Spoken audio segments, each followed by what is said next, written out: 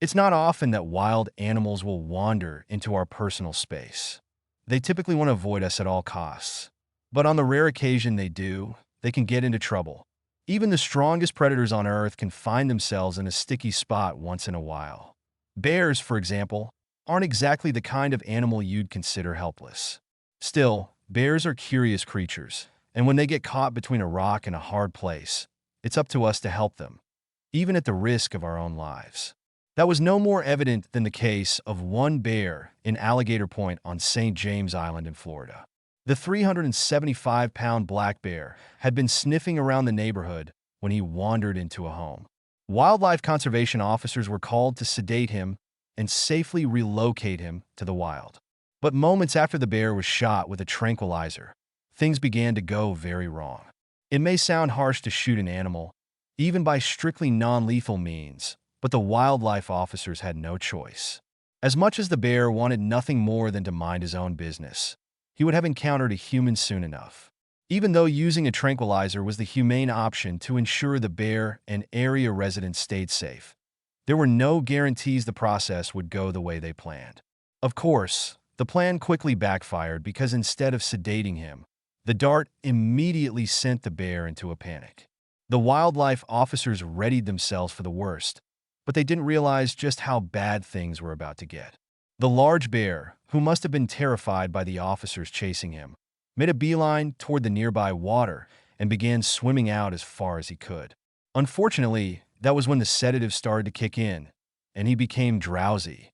The sleepy bear clearly couldn't keep himself afloat, and he began to drown. Adam Warwick, a biologist with the Florida Fish and Wildlife Conservation Commission, knew he had to act quickly or else the poor bear would surely die. Without hesitating, the fearless and determined Adam dove into the water and swam toward the huge bear. Most people couldn't imagine doing something quite so brave, but to Adam, it made perfect sense, at least in the moment. It was a spur-of-the-moment decision. I had a lot of adrenaline pumping when I saw the bear in the water, Adam later said of the experience. Thank goodness for that adrenaline. If he'd thought too much about it, he would have realized how dangerous the situation was for him. What if the bear attacked him? Adam didn't have time to think twice. He grabbed the enormous bear with both hands and wrapped his arms around his neck. Then he started to kick toward the shallow water, where the other wildlife officers were waiting. The bear wasn't entirely asleep, and he was understandably distressed. He frantically tried to climb on top of Adam in an effort to stay afloat, but he was losing the ability to move his legs. That may have saved Adam's life, but it also made moving to safety more difficult. Despite his stressful and incredibly risky mission, Adam stayed as calm as he could. As he approached more shallow water, he grabbed the bear by the scruff of his neck and carefully led him toward the boat so his fellow officers could assist with a rope if they needed to. Thankfully, Adam was able to pull the powerful predator roughly 25 yards toward dry land. Moving the bear might have seemed relatively easy in the water, but it was a different story on the shore. The unusual pair finally made it safely to more shallow water after what must have seemed like an eternity. Though the bear was sedated, he could have lunged at Adam or swiped at him with his claws at any moment. Incredibly, Adam suffered only one scratch during the entire ordeal.